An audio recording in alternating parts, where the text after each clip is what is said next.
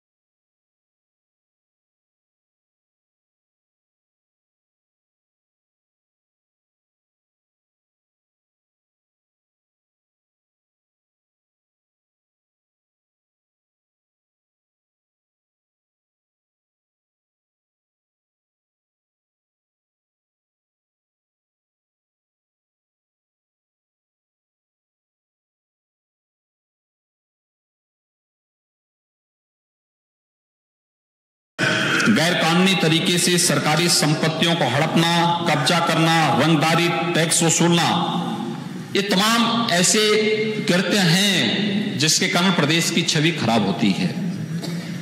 या किसी भी ऐसे अपराध को जिससे राष्ट्रीय सुरक्षा को खतरा पैदा होता हो, समाज की सुरक्षा को उससे खतरा पैदा होता हो, इन सब को इस दायरे में लाने का प्रयास किया गया है और इसमें बहुत अच्छी व्यवस्थाएं दी गई हैं। कोई गलत और कोई इसका दुरुपयोग नहीं कर सकता है। यह कहना कि इसका दुरुपयोग होगा, इसमें पहले इसके बारे में पूरी व्यवस्था दे दी गई है कि इस अधिनियम में अभियोग उन्हीं व्यक्तियों के विरुद्ध पंजीकृत किया जाएगा जिनके विरुद्ध 5 वर्ष के भीतर एक से अधिक अभियोग में आरोप पत्र प्रेषित किए गए हों और सक्षम न्यायालय द्वारा उन पर चार्ज फ्रेम किया जा चुका हो। इस अधिनियम के अंतर्गत पंजीकृत होने वाला जो अभियोग है उसके लिए कमिश्नर और परिक्षेत्र के आईजी या डीआईजी स्तर के अधिकारी का अनुमोदन आवश्यक है। अभियोग पंजीकृत होने के बाद विवेचना के उपरांत आरोप पत्र निर्गत करने करने से पूर्व जोनल स्तर पर आईजी या एडीजी स्तर के अधिकारी से फिर अनुमति लेना अनिवार्य होगा। यह व्यवस्था भी इसमें दे दी गई है। संगठित अपराध करने वाले गिरोहों पर नियंत्रण और उनकी गतिविधियों पर निगरानी हेतु प्रमुख सचिव गृह की अध्यक्षता में एक 3 सदस्यीय कमेटी गठित की गई है। जिला स्तर पर जिलाधिकारी की अध्यक्षता में एक कमेटी गठित की गई है। माननीय उच्च न्यायालय के एक सेवानिवृत्त न्यायाधीश की अध्यक्षता में एक अपीलीय प्राधिकरण का भी गठन इसमें करने की व्यवस्था की गई है, जिसमें महानिदेशक स्तर का एक पुलिस का अधिकारी होगा और एक प्रमुख सचिव स्तर के शासन के द्वारा नामित एक अधिकारी होगा।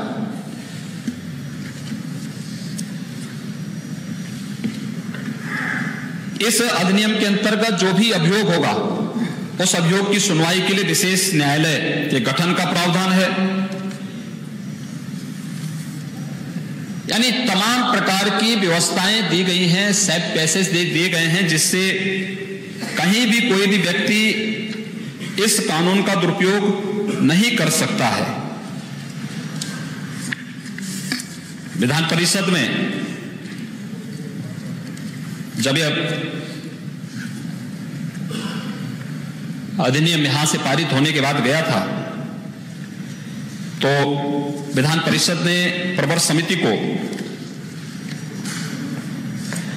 इसे रेफर किया था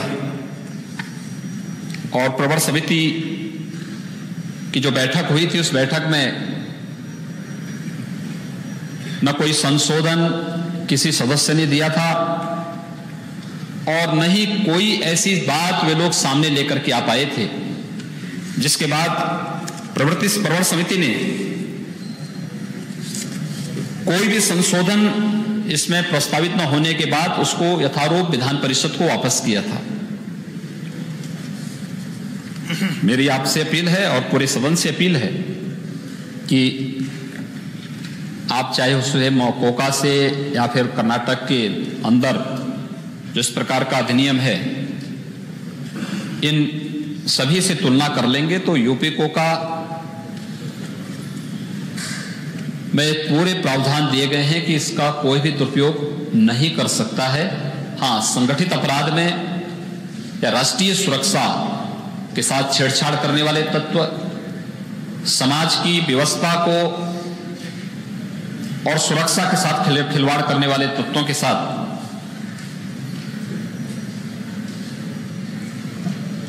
यह कानून उपयोग में लाया जा सके, प्रदेश के अंदर हम एक बेहतर सुरक्षा का वातावरण दे सकें, समाज के अंतिम पायदान पर खड़े हुए लोगों को भी न्याय मिल सके, इस दृष्टि से इस अधिनियम को पुनः इस सदन में मैं प्रस्तुत कर रहा हूं और मैं अपील करूंगा कि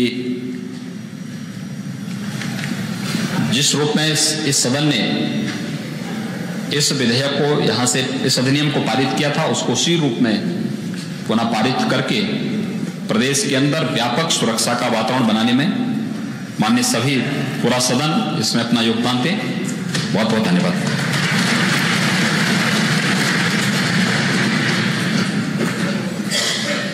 माननीय अध्यक्ष जी, ये विधेयक तो बहुत छोटा था, लेकिन माननीय नेता सदन ने पूरा गृह विभाग का अपना बजट पेश किया है। तो अच्छा हो गया। अच्छा था, हम कहा बुरा बोलता, हम कहा नहीं रहे, अच्छा था। हर सरकार चाहती है कि उसके राज्य में कानून व्यवस्था ठीक हो, जनता भी चाहती है कि कानून व्यवस्था ठीक है। माननीय मुख्यमंत्री जी के लंबे भाषण में ये प्रतीत हुआ इनके भाषण से कि अपराध घटे हैं। अपराधी जो भयंकर अपराधी थे उनका इनकाउंटर हो चुका है। बहुत खुखार अपराधियों को जेल में भी भेजा जा चुका है।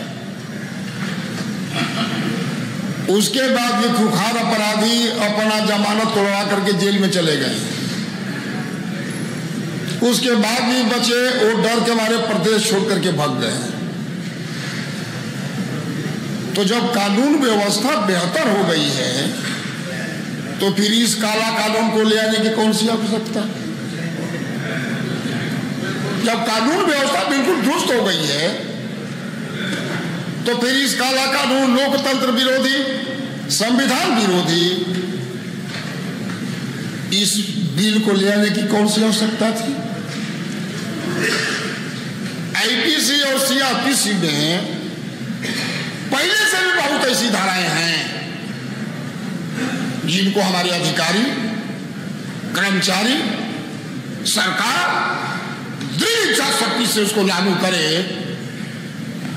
तो उस पर कंट्रोल किया जा सकता है। अपराध